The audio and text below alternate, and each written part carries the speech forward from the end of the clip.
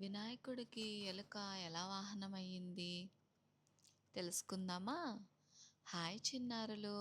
గత కథలో వినాయకుడు ఎలా పుట్టాడో తెలుసుకున్నాం కదా! కానీ మీకు ఒక డౌట్ వచ్చుండాలి. ఇంత పెద్ద వినాయకుడికి ఇంత చిన్ని ఎలుక ఎలా వాహనమయ్యింది అని.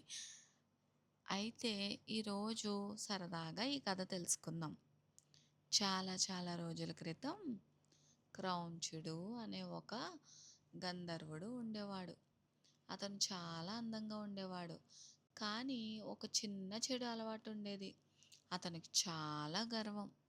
ఒకరోజు అతను ఒక మహర్షి ఆశ్రమానికి వెళ్తుండగా అక్కడ పొరపాటున మహర్షిని అవమానించాడు.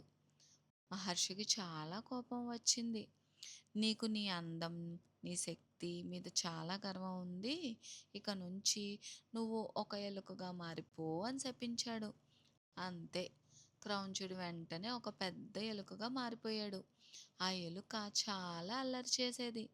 ఆశ్రమంలోకి వెళ్ళి ధాన్యం తినేది, బట్టలు కొరికేది, పుస్తకాలు చింపేసేది, అందరినీ భయపెట్టేది. ఆశ్రమంలోని ఋషులు చాలా ఇబ్బంది పడేవారు. అప్పుడు వాళ్ళు, వినాయకుడా, మమ్మల్ని నువ్వే కాపాడు అని ప్రార్థించారు. వెంటనే వినాయకుడు అక్కడికి వచ్చి ఎలుక వినాయకుడిని చూసి నన్నెవరూ పట్టుకోలేరు అంటూ వేగంగా పరిగెత్తడం స్టార్ట్ చేసింది. కానీ వినాయకుడు ఒక చిన్న చిరునవ్వు నవ్వాడు. తన చేతిలో ఉన్న పాశాన్ని విసిరాడు.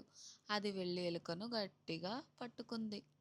ఎలుక ఎంత ప్రయత్నించినా తప్పించుకోలేకపోయింది. అప్పుడు ఎలుకకు తన తప్పు తెలిసింది. అది వినాయకుడికి ముందు తల వంచి, స్వామి నన్ను క్షమించండి, ఇకపై ఎవరిని ఇబ్బంది పెట్టను అని వేడుకుంది. వినాయకుడు చాలా దయగలవాడు.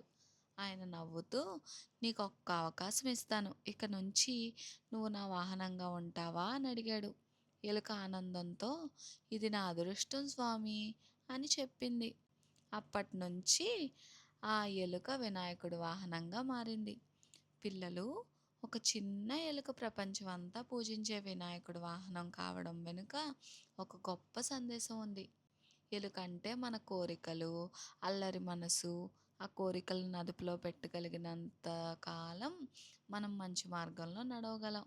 అందుకే వినాయకుడు ఎలుకపై కూర్చొని ఉంటాడు. అంటే మన మనసు మన మాట వినాలి, మనం మనసు మాట వినకూడదు. ఓకేనా?